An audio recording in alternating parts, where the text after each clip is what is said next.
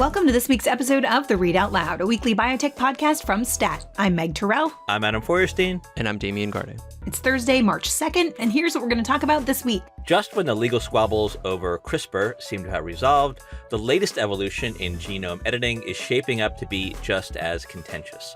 STAT's Allison DeAngelis joins us to explain. We'll also discuss the latest news in the life sciences, including Eli Lilly slashing the cost of insulin, succession at the FDA, and how pandemic boom times have turned to bust. But first, a word from our sponsor.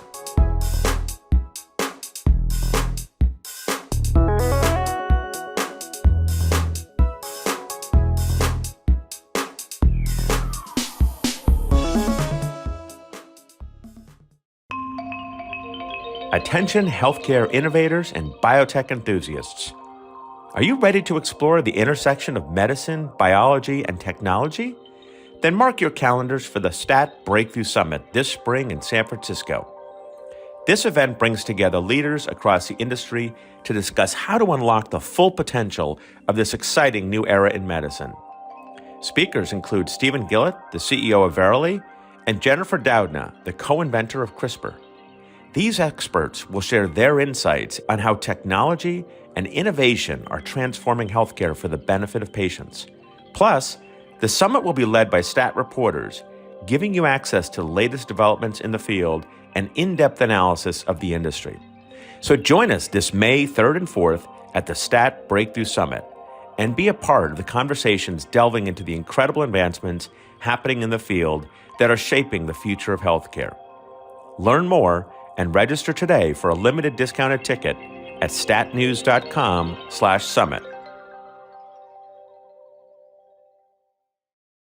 So, Meg, as we mentioned, Eli Lilly announced this week that they are slashing the cost of their insulin, which, again, and maybe this is just the state of our healthcare system. I couldn't really tell, is this a good thing, a bad thing? Are patients actually going to benefit from this?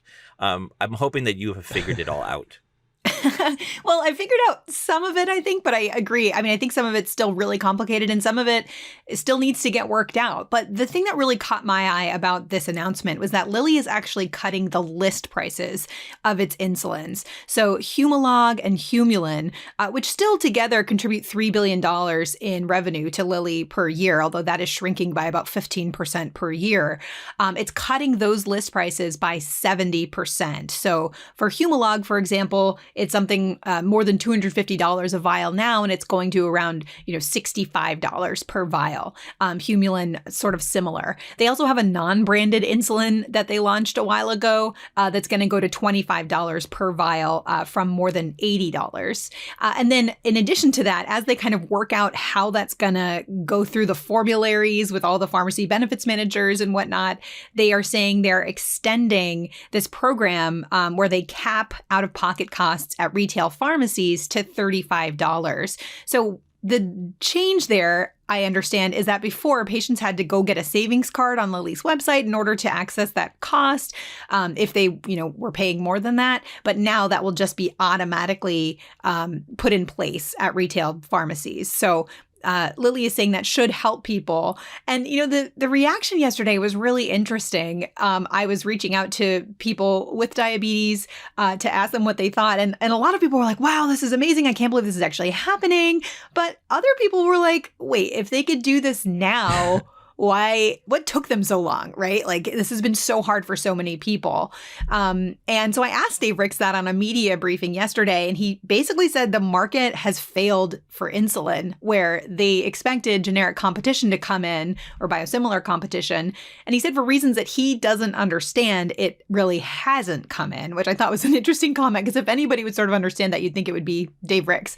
But so he said since 2016, they've tried all these different things by introducing their own biosimilars and trying to provide patient assistance. And finally, this is just the last straw. So, of course, you saw President Biden coming out and applauding Eli Lilly and then challenging Novo and Sanofi, the other big two makers of insulins, to do the same thing. Bernie Sanders piled on. I thought he said he was praising Eli Lilly, but he was praising public pressure for forcing Eli Lilly to lower the price of insulins.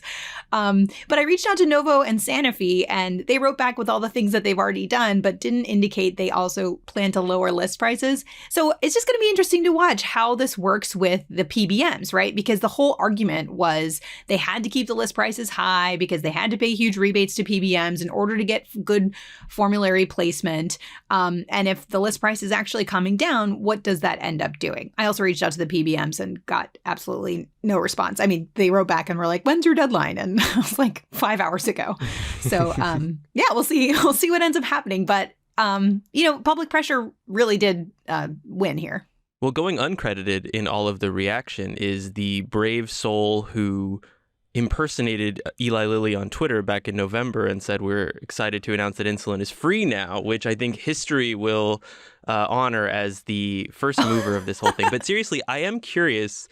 Meg, you mentioned the whole chess match that exists that never ends between drug makers and pharmacy benefits managers, and the escalating list price issue that, as drug companies would point out, and as you mentioned, was so that those managers could capture more rebates and thus driving list prices higher, and for people without insurance, forcing them to pay these high dollar amounts. What does this put the ball in the court of the PBMs? What do you expect to see next now that Lilly has made this chess move? Because it does if PBMs are to balk at this because their rebates won't be there, that would look really bad in the public for them to say, actually, this drug or this medicine being more affordable is wrong. Is there some kind of meta game going on between Lilly and these companies that Lilly and others have decried for so many years? Yeah, I mean, I think that is sort of they're playing this game to try to say okay, PBMs, what are you going to do now? Because if the PBMs still have the option to keep higher list price insulins at better formulary placement, with Novo or whatever, are they going to do that? And then how did they explain that? And they always have explanations. Maybe it's, we use this to lower premiums for everybody else or something like that, we spread the costs around. So we'll have to see. But I think, we've started to see drug makers play these games with PBMs, with Amgen introducing multiple versions of biosimilars or multiple versions of its cholesterol drug way back in the day to try to show that, the PBMs prefer a higher priced drug. So, this doesn't necessarily change things in a major way, but we will definitely keep on it to see what the PBMs end up doing. But importantly, this isn't going into place until the fourth quarter of 2023 because Lilly says they need time to kind of work this out with the whole system. But interestingly, Lilly said this will impact their revenue this year, but their insulin was already declining. So I don't know. They do expect to be losing money as a result of this. At the same time, how much more money than they already were losing, I don't know. I mean, not this losing, doesn't but impact declining revenue. Yeah. This doesn't impact Lilly's pricing on their more premium insulins, correct? I mean, right. It's just the older ones. So going from a 100-year-old medicine to medicines that are not yet approved. How do you guys like that segue? There was huge news this week in the world of the FDA and its neuroscience drug regulation. Billy Dunn, who you guys have written about extensively in all of your Biogen and Alzheimer's coverage, is leaving. And this is a story that you guys and Endpoints, I think, broke around the same time. Tell us about what you learned and what the ramifications might be. Yeah, it was one of those Monday morning things where I actually got a DM over Twitter from a source, someone inside the FDA said, "Oh, Billy Dunn is leaving." I was like, "Wait, what?" And then Damian, I think I immediately slacked you, right? I was like, "I just heard that Billy Dunn is leaving." So that obviously made us sort of stand to attention and get cracking on writing the story. And so, like you said, Meg, Billy Dunn, I don't know how much more we really need to sort of describe him to our listeners because we've talked so much about him. Dunn is the head of the Office of Neuroscience inside the FDA, and so is the man in charge of reviewing Alzheimer's drugs and drugs for ALS and Duchenne muscular dystrophy, many other types of neurological diseases, and obviously a man of some controversy, as we have talked ad nauseum. So the announcement that came out Monday was essentially simply a statement saying that Billy Dunn was retiring from the FDA to pursue other opportunities outside of the agency. What those opportunities are or where he might be going has not been disclosed. I think Billy Dunn is... Biogen's looking for a head of early stage research, right? Right. The joke was, he's going to Biogen. Billy Dunn is what, 53, Damian? Is that right? Mm-hmm. So he's probably not retiring, but maybe he is going somewhere else, but we don't know where that is. But, this all, kind of gets thrown into the mix of the controversies and what all this means. I don't know, Damian, if you think there's a sort of bigger picture here, what the implications are of his departure. Well, yeah, I mean, in fairness, this happens all the time. FDA official leaves FDA to eventually end up in industry, which I'm just assuming Billy Dunn will do. His predecessors did. His immediate predecessor in that Department of Neurology now works for Ionis. And that's just, I mean, you can feel how you want about the quote unquote revolving door of the FDA and industry, but it's not necessarily extraordinary. What makes the Billy Dunn situation extraordinary is not only all of the preamble of Aduhelm that we've discussed and that people know, but that he was not solely the subject, but a named and chastised person in the big congressional investigation that was just made public in December, which is not that long ago. And so it's reasonable to wonder what exactly went on, not only between then and now, but in the months and even last 2 years or so within the FDA that might have led Billy Dunn to make this decision. And then the other question is, why now? Whether it has anything to do with that congressional investigation is possible. Likewise, I think there's no question that the Aduhelm approval was perceived as a demerit or a black mark on Dunn's career and on the FDA at large. Did he wait until after the approval of lecanemab, the other Alzheimer's drug that people aren't mad about, to sort of ride into the sunset on that? Obviously, we don't know. We've reached out to some people. It's basically all speculation at this point. But the timing is interesting, and where he does end up after this will likewise be interesting. And he's already been replaced, I guess, on an acting basis right now. Teresa Baracchio, who was the deputy director of the Office of Neuroscience, is now the acting director. So it's basically taking Billy Dunn's place. And so the questions there obviously became just, well, what is she like? Is she going to run that office the way Billy Dunn ran the office? Does she have a different philosophy? We tried to do a quick story. We did do a quick story about her, reached out to a bunch of people. There's not a lot known about her, although it does seem, based on our reporting, that, she seems to align herself with the kind of the philosophy that Dunn used to run that office, and that meaning, sort of having a fair amount of sort of regulatory flexibility when it comes to reviewing and approving drugs, particularly ones for dire diseases. It was interesting that Billy Dunn made his announcement like one day before a pretty controversial drug decision was made on a drug that was developed by Readout Pharmaceuticals for a disease called Friedreich's ataxia. It's a rare neurological disease. A lot of contentious back and forth about the quality and strength of those data. The FDA ended up approving it. So that might have been Billy Dunn's final act, or it may have also kind of shows you that Teresa Baracchio is going to run the Office of Neuroscience very much in the sort of way that Dunn did. It's also something that, the industry is watching very closely as well. We did see some stock movements. You mentioned Reata, Adam. That stock went down 30%, the day before its PDUFA date, because people were worried that Billy Dunn's departure had something to do with the approval decision there. We also saw other neuroscience focused company stocks move, like Sarepta, which also then had some positive news that they're not having an AdCom for their Duchenne muscular dystrophy drug the next day during their earnings. But I asked Dave Ricks about this when we had him on CNBC on Wednesday afternoon about the insulin news, and he said, Billy was a champion for change and getting new treatments to patients. He did note the controversy around him, but he said he was somebody who thought we ought to be thinking of diseases like Alzheimer's like we do cancer, which I thought was interesting. So, I think the industry is watching very closely to see if Baracchio is the, permanent replacement, and then what her philosophy is too.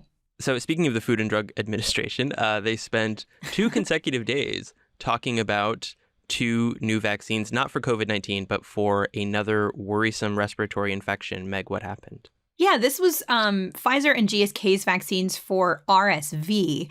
And the votes ended up, well, at least for Pfizer's, ended up being a lot more a lot closer than we expected. They ended up voting 7-4 with one abstention in favor of both the safety and effectiveness of the Pfizer data.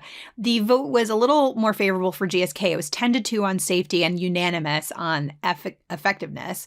They pointed out we're not in a situation like we were with COVID. This is not an EUA. This is a BLA, so a full approval. And they really wanted to see more data. There were some concerns in terms of the safety around Guillain-Barré syndrome, as well as co-administration with flu and COVID vaccines, which they said is probably an inevitability, even though it wasn't necessarily tested like that in these trials. We are expecting to see more data from a second season of RSV for both of these companies, so that will probably contribute to just the feeling of comfort around this. The PDUFA dates are in May for both of these. Interestingly, you saw Moderna's stock kind of falling through these 2 days of VRBPACs, as I think people were just wondering what the opportunity is going to end up being in RSV, on top of, just thinking that the COVID opportunity for Moderna is shrinking, as it is for everyone. And I think that brings us to our womp womp of the week, which sadly, again, is Novavax. Damian, do you want to explain what happened there? I do. I also like the notion of that being a standing that was such a great transition. Yeah, and now we have that. clean audio of it, so we could actually just play it like morning drive time radio. But yeah, Novavax, a company that did the very difficult thing of inventing and developing a very powerful vaccine for COVID-19, which was an emerging virus at the time, as people surely remember, and then struggled to do the also difficult but a little more quotidian work of selling it and manufacturing it and making money. The company issued earlier this week a going concern notification, which is basically an official decree and an SEC document that, like, hey, we can't really be positive that we will be in business in the near future, and then posted earnings numbers that fell below Wall Street's estimates. And the interesting thing, the Novavax's stock price, which has reached as high as, I think, $200 at the height of the pandemic, traded below $7, which was its lowest price since February 2020, which is not necessarily before COVID-19, but definitely before, the COVID-19 run-up. So it's almost as though the pandemic didn't happen, at least in a stock price terms, for this company that, like I said, didn't fail to invent a vaccine, but rather, fumbled the bag, I guess, in the process of doing so. And we should note that Novavax has a new CEO, right? A new guy took over the top job there in January. Now, you had to kind of assume that he knew going in, like, did his homework and knew that this was happening. I guess it'll be interesting to see, like, if they can recover from this. What does Novavax do from here? Well, it's interesting. I looked into his background as, they made this warning about their ability to continue funding the company. And he's not a guy who, has taken companies, through bankruptcy and out of bankruptcy and whatnot. He seems like a company builder. And he was certainly talking like a company builder at the same time as they were talking about trying to manage through this incredibly difficult period where, one of the major issues is this fight they're having with Gavi which is the sort of Global Vaccines Alliance, which was trying to organize vaccines for COVAX. Over, hundreds of millions of dollars for promised vaccine doses. And if they have to return money, that's really going to put Novavax in a bad situation. Of course, you don't want this sort of global vaccine alliance paying money for doses it didn't get either. So it's just this terrible situation. But as he was talking about all of this, he was also talking about building Novavax to be a vaccine leader in the world. So he's definitely not counting the company out. His name is John Jacobs, and we should have him on the podcast at some point. I'm going to write that down so I remember.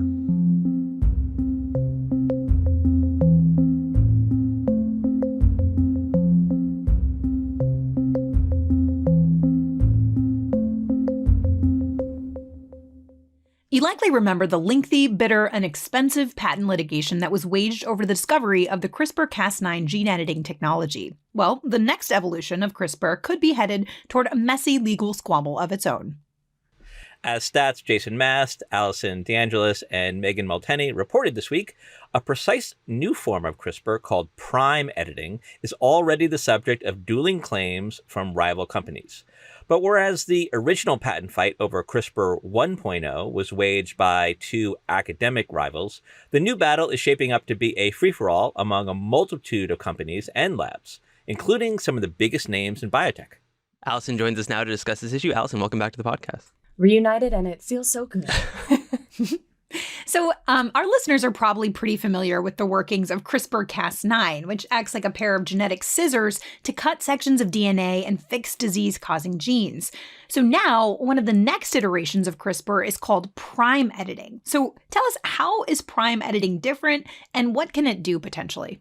Yeah, of course. So CRISPR, as you just referenced, is, kind of colloquial known as this like pair of genetic scissors that cuts both strands of DNA, which makes it useful for breaking problematic genes.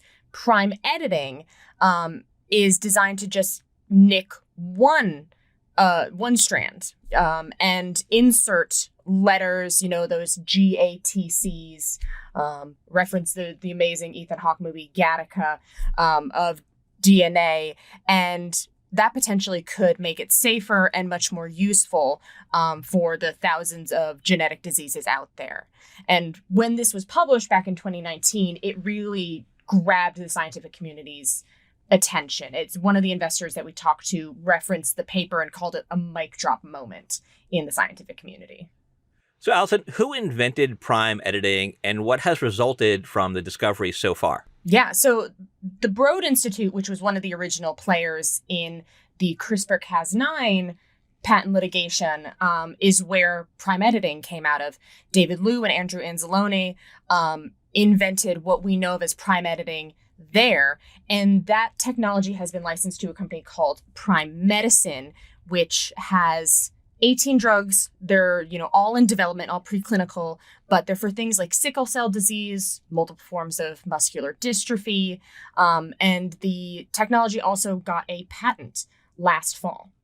So getting to your story, the next CRISPR patent skirmish that you wrote about this week is emerging because there is a close, maybe too close, rival to David Liu's prime editing invention.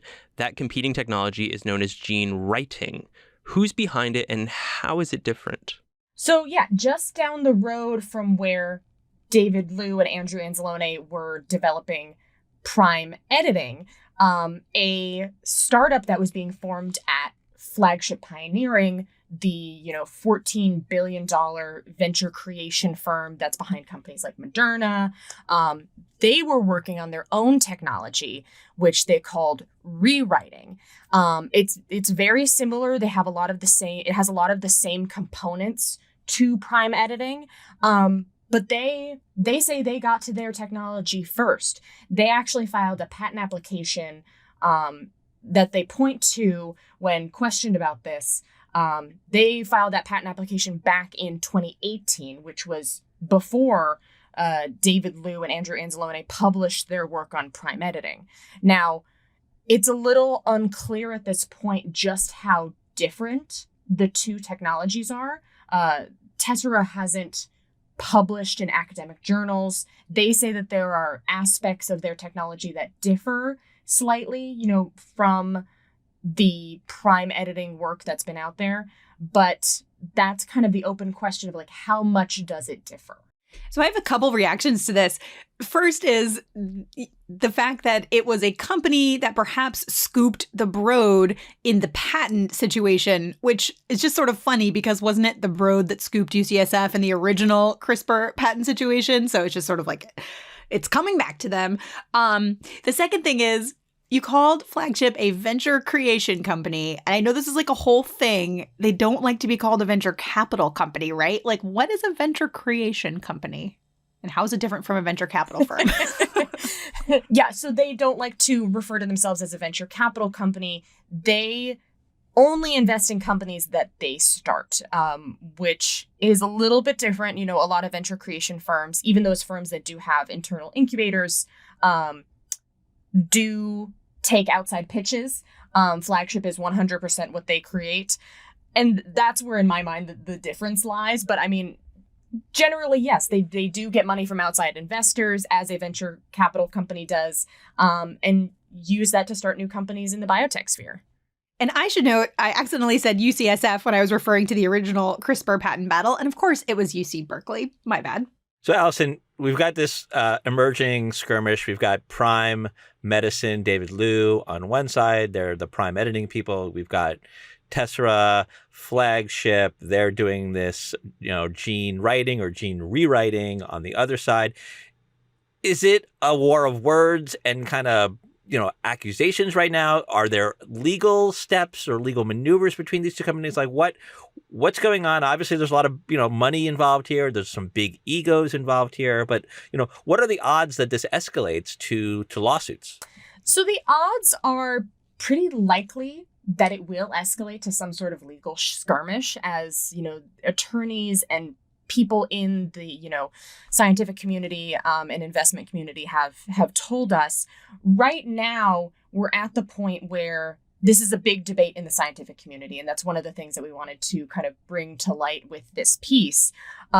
We start the piece by talking about how at a scientific meeting in summer 2020, a woman who actually worked under David Liu at one point kind of stood up during a presentation from Tessera's chief scientific officer and said, well, wait, isn't what you're doing, like, how does this differ from prime editing and what prime medicine is doing? And Tessera's chief scientific officer referred to it as the elephant in the room. It's garnering a lot of debate in the scientific community. And as you point out, Adam, yes, there's a lot at stake here. Both prime medicine and Tessera are worth over $1 billion. And David Liu has an unprecedented 22% stake in prime medicine that today is worth around $350 million. And it's very rare to see a scientist with that level of equity in a public company. So there's a lot at stake here for the various players. Not only Tessera and prime medicine, but there's also a new influx of other companies that are getting into their own versions of, some are calling them RT editors. Some of them are referencing prime editing directly. AstraZeneca has started publishing its own data. Intellia Therapeutics, which is one of the companies that was involved in the original CRISPR-Cas9 patent litigation, bought a company called Rewrite Therapeutics that has its own technology that's adjacent to prime editing. So there is going to be even more at stake as the years go on. Allison, thanks for joining us. Thanks for having me.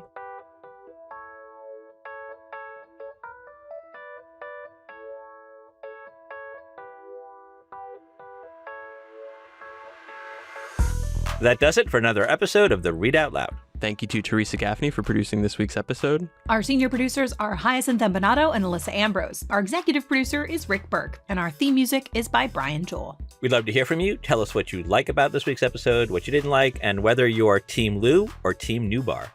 You can do all that by sending us an email at readoutloud@statnews.com. And if you like what we do, leave a review or a rating on Apple Podcasts or whichever platform you use to get your podcasts. See you next week.